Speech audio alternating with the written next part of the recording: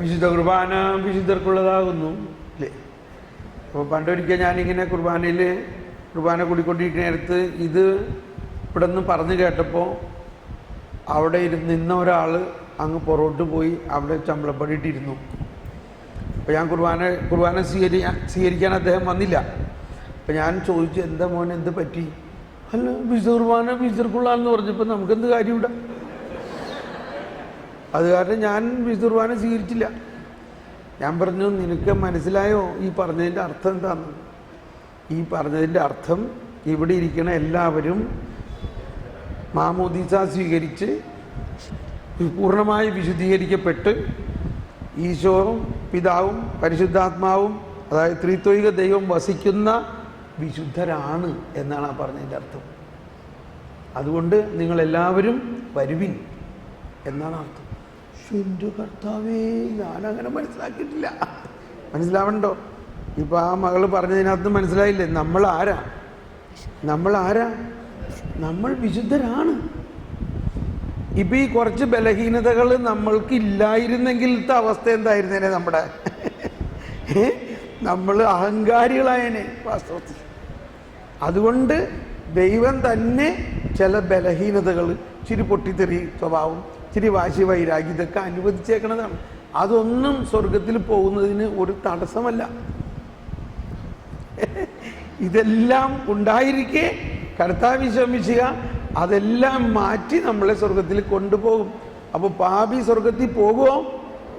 പാപി സ്വർഗത്തിൽ പോകും എന്ന് പൂർണ്ണമായി വിശ്വാസമുള്ളവരെന്ന് കരമുയർത്തിയേ. ഇതാണ് വിശ്വാസം നമ്മുടെ.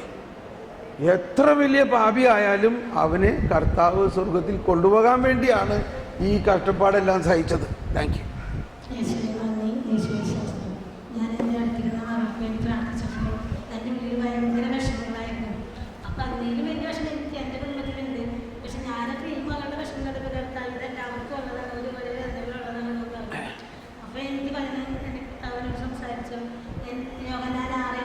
പറയുന്നുണ്ട്, എൻ്റെ അടുക്കൽ വരുന്നവനെ ഈ ഒരു നാൾ തള്ളിക്കളയുകയില്ലാതെ. അപ്പോൾ ഞാൻ ഇതിങ്ങനെ പ്രാർത്ഥിച്ചുകൊണ്ടിരുന്ന മകളുടെ തലയിൽ വെച്ചുകൊണ്ട് ഞാൻ കഴിഞ്ഞപ്പോൾ മോൾക്ക് അപ്പോൾ അയാൾ എന്നോട് ചോദിച്ചു, ചേച്ചിക്ക് തലകർക്ക് ഉണ്ടാകാറുണ്ടായിരുന്നു ചോദിച്ചു. അപ്പോൾ എനിക്കൊരു തലകർക്ക് ഉണ്ടായിരുന്നു. ഞാനിതേപോലെ ആശുപത്രിയിലൊന്നും പോകാതെ വീട്ടിൽ കിടക്കായിരുന്നു. അപ്പോൾ എൻ്റെ അയൽക്കത്തെ വീട്ടുകാർ എന്നെ കാണാതായിട്ട് വന്ന് എന്നെ ആശുപത്രിയിൽ കൊണ്ടുപോകാൻ എൻ്റെ ചേട്ടൻ്റെ വീട്ടിൽ പോയി പറഞ്ഞ് ആശുപത്രിയിൽ കൊണ്ടുപോയിരിക്കും. എനിക്ക് ഉണ്ടായിട്ടില്ല. അപ്പോൾ ഞാൻ മോൾക്ക് ഭയങ്കര വിഷമം, എനിക്ക് കാണുന്നില്ല. മുഖം വെച്ച് എനിക്ക് ഭയങ്കര വിഷമമുണ്ട്. എൻ്റെ മക്കളെ പറ്റിയുള്ള വേവലാതിയാണ്. അപ്പോൾ ഞാൻ നമുക്ക് എല്ലാവർക്കും നമുക്ക് ഈശോയോട് പ്രാർത്ഥിക്കാം. എൻ്റെ അടുക്കൽ വരുന്നവർ ഒരു നാല് തള്ളിക്കളയില്ല എന്ന് ദൈവം അരുളി ചെയ്തിട്ടുണ്ട്. പിന്നെ ഇപ്പോൾ ഈ തിരുരക്തത്താൽ കഴികളെ തിരുരക്തത്താൽ സംരക്ഷിക്കുന്നത് നമ്മൾ എല്ലാവരും പ്രാർത്ഥിക്കണമല്ലോ. പക്ഷേ ഒന്ന് പറയുന്നുണ്ട്, യേശോയുടെ തിരുരക്തം നമ്മെല്ലാവരെയും പാപത്തിൽ നിന്ന് ശുദ്ധീകരിച്ചിരിക്കുന്നു. നമ്മളെല്ലാ പാപങ്ങളും നമ്മൾ ശുദ്ധീകരിച്ചിരിക്കുന്നത്. പിന്നെ ഇപ്പോൾ അത് ഞാൻ വായിക്കാറുണ്ടായിരുന്നു. ഈ ബ്രദറിൻ്റെ ഈ ധ്യാനം കേട്ടപ്പോൾ തന്നെ ഞാനും ചിന്തിക്കാറുണ്ട്. നമ്മളിങ്ങനെ എപ്പോഴും പ്രാർത്ഥിക്കാറ് മക്കളെയും ജീവിതപങ്കാളിയെയും പ്രാർത്ഥന കൂട്ടായാലും തിരുരക്തത്താൽ കഴിയണമെങ്കിൽ തിരുരക്തത്തിൻ്റെ സംരക്ഷണം തരുന്നുണ്ട്. അപ്പോൾ നമ്മളുടെ ഉള്ളിലുള്ളത് യേശുവിന് തിരുരക്തമുണ്ട്, തിരുശരീരവുമുണ്ട്.